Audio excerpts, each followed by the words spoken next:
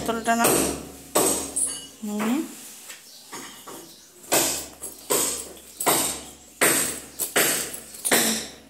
Tata করে দাও।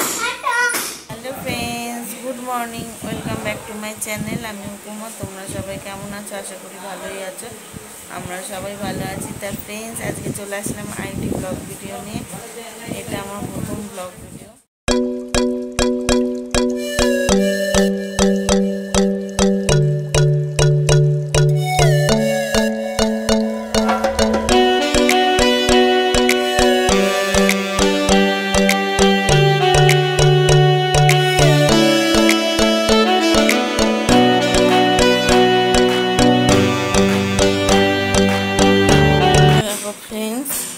সোহম পড়তে বসেছে, আরেকজন কোথায় শুয়ে আছে। এই যে বিড়াল ছানা এখানে শুয়ে রয়েছে। ওকে রাত্রে হলে বার করে দিই। দেখো আমার ঘরের অবস্থা এই স্তূপাকার। ওই ঘরটা যেহেতু উঁচু হচ্ছে,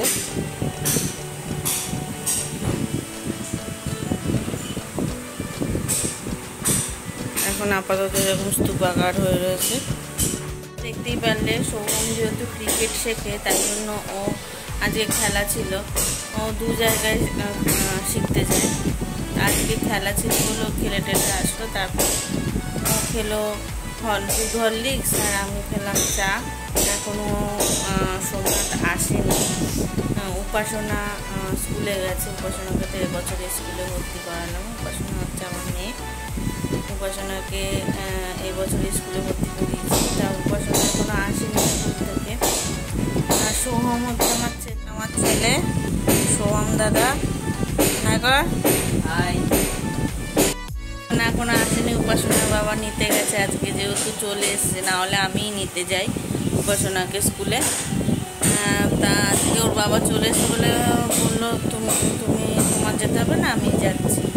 তা আমি বললাম যাও, আমার তো গেলে হেঁটে যেতে হবে, আবার ওখান থেকে অটো করতে হবে। আর ওর বাবার তো গাড়ি আছে, বাইক আছে, বাইকে করে চলে যাবে 2 চাকার করে। আমার তো সেটা নেই। তা চলো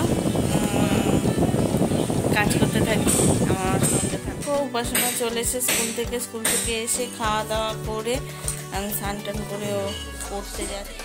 উপাসনা কোথায় যাচ্ছ তুমি এখন? জোরে বলো। পড়তে যাচ্ছ? তা ব্যাগ না।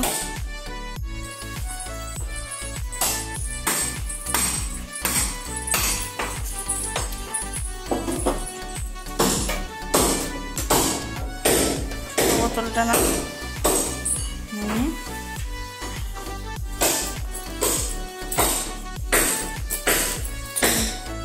টাটা করে দাও। দেখো ফ্রেন্ডস, এখানে শিঙি মাছ এনেছে। শিঙি মাছটা ধুয়ে রেখেছি নুন হলুদ মাখাবো বলে। এখানে ডিম সেদ্ধ করে রেখেছি, এগুলো ছুলবো। আর এখানে কালকেকার বোয়াল মাছ ছিল 1 পিস। আর চিংড়ি মাছে মালাইকারি করেছিলাম, সেই মালাইকারি অল্প একটু রয়েছে। তাই শোল মাছটা ভাজা হয়ে গেছে আমার। শিঙি মাছটা আমার ভাজা হয়ে গেছে। এবার পেঁপে দিয়ে গোটা জিরে ফোড়ন দিয়েছি, পেঁপে দিয়ে ভালো করে ভাজলাম।